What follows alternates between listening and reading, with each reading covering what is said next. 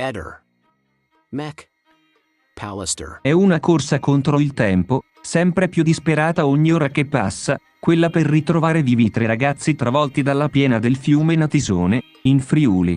Al lavoro ci sono anche sommozzatori e operatori con droni col visore notturno, ha spiegato Giorgio Basile, comandante provinciale dei Vigili del Fuoco di Udine.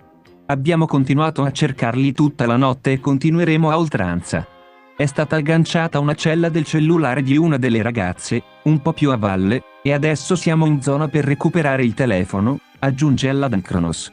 Stiamo muovendoci su vari fronti, con i droni, l'elicottero e direttamente in acqua con i soccorritori acquatici e i sommozzatori.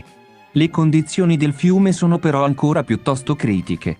Resta un certo livello di pericolosità anche per la sicurezza degli operatori, spiega Basile, che commenta il drammatico il momento in cui i ragazzi sono stati travolti dalla piena.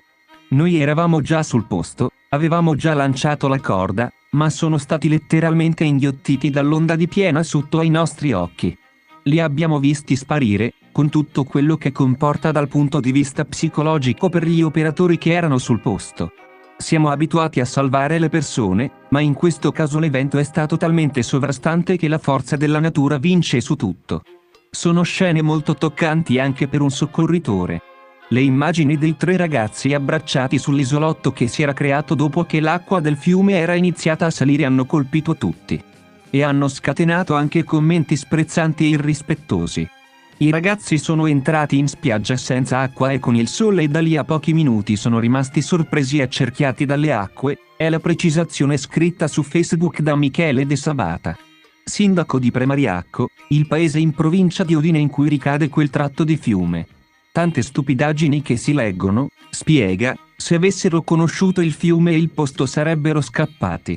Purtroppo hanno perso l'attimo e alcuni secondi dopo l'acqua ha preso velocità, tanta da non permettere di poter trovare il contatto né ai 2 volontari né a Christian, che si è tuffato ed è subito tornato indietro dalle ragazze, né al pompiere che in un ultimo tentativo disperato, si è tuffato in direzione dei ragazzi.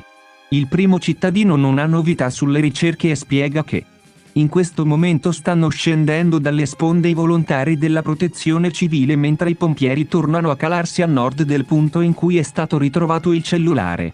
Infine un appello, dite una preghiera e sperate in Dio stop, finitela, col senno di poi, di trovare soluzioni di fantasia. Il Christian a cui si riferisce il sindaco del comune friuliano è il ragazzo disperso che abita in Romania. Si chiama Christian Casia Molnare, ha 25 anni. È lui che ha abbracciato a lungo nelle acque del fiume Natisone la 20enne Patrizia Cormos, residente a Campoformido, e a Bianca Dorgos, di 23 anni, domiciliata a Udine a casa dei genitori, nel tentativo di resistere alla furia della piena del fiume. Molnare era giunto in Italia da alcuni giorni, dopo un soggiorno in Austria, a casa del fratello. Ehi, non dimenticare di iscriverti a questo canale.